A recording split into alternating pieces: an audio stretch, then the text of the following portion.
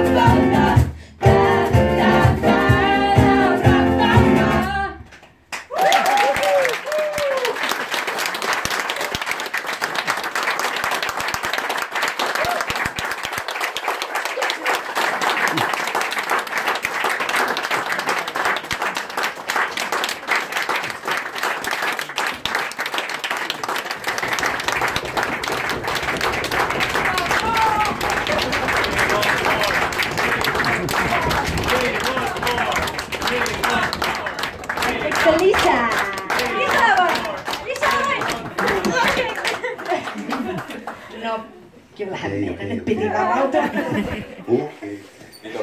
Joo, eli nyt meillä on tämmönen encore. Biisi on semmonen, minkä varmaan kaikki muistaa parin vuoden takaa hitti. jota ei todellakaan kelattu, että soitettaisiin silloin, kun me kuunneltiin läpällä biisejä Spotifysta, mitä voisi seuraavaksi soittaa. Oltiin bändiluokassa ja sitten kuunneltiin just vanhoja biisejä ja miettii, että vitsi, tää oli kyllä hyvä biisi, mutta ei me nyt tällaista voida soittaa. No, lähdettiin sitten jammailemaan Aleksi Ojalan kanssa, eli meidän bändiopettajan kanssa. No, sitten siitä muodostui tämmönen aika erilainen versio siitä, mutta oikein hauska. Ja tää on ollut siis ihan alkuajoista lähtien. Tää on vedetty jo monta kertaa esiintymisessä tää kappale ja tää on Lady Gagan Bad Romance.